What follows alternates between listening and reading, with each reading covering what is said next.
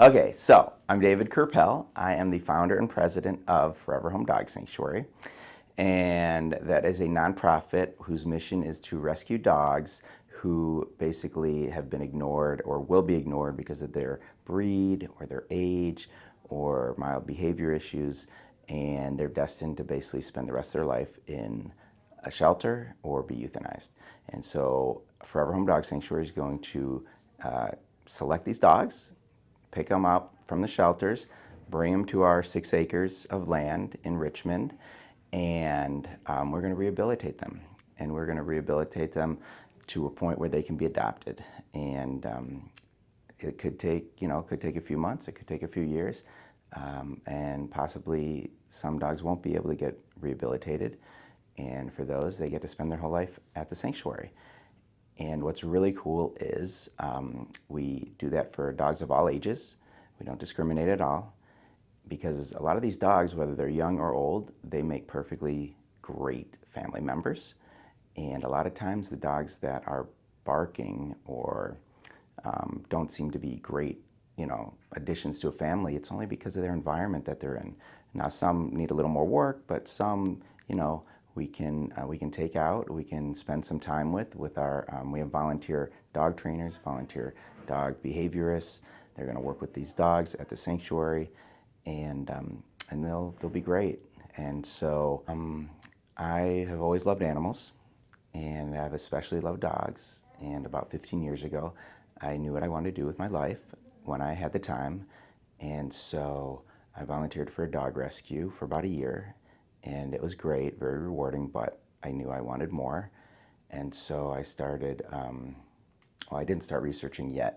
I actually saw a sanctuary in Texas that had all kinds of animals and on 130 acres. And I said, this is amazing, and I want to do this, but on a much smaller scale and just with dogs. So my family and I then went on a trip in December of 2021.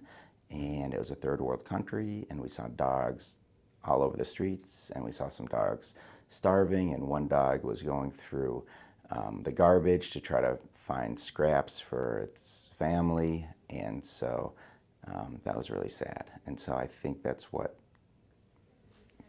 made my switch change. And so on the way home from there, we were stuck in an airport for 10 hours, and I just decided to start looking for land, and that was it. So some people have an idea that, oh, you have 19,000 square foot, you're going to have a lot of dogs at one time, right? Actually, we're not. So our mission is really to emphasize quality over quantity. So we have only 21 rooms in a 19,000 square foot facility. And that's intentional, and that's because each room is large, and each room will, each dog that we rescue will require a lot of resources, a lot of time, a lot of training, and so we want each dog that we take in to receive all those benefits. If we turn it into something where we have 50 dogs, 40 dogs, 60 dogs, we're not going to be able to accomplish our mission, and we want these dogs to basically feel like they're royalty. And we have so many people who are behind our mission, and so many people who are volunteering to help us, and they are sacrificing so much, they're putting in so much time, but they come to our events to help spread the word. They spread the word on social media, they help raise money. We even have a teen committee. At this point, money donations is the best thing if they can do that. Sign up for our newsletter, because you can then get updates. Follow us on social media, like us on social media, because then we can update you and you can share it with other people. And so it gets the word out. And if you know anybody who wants to be part of us, email Forever Home Dog Sanctuary. We'll talk with the potential volunteer and give them all the background information, answer any questions. And then you're basically part of the family. You can pair the right dog with the right family. There's usually a family for a dog. So you're saving 2 dogs when you get a rescue dog. You're saving that dog, but you're also making room for another dog.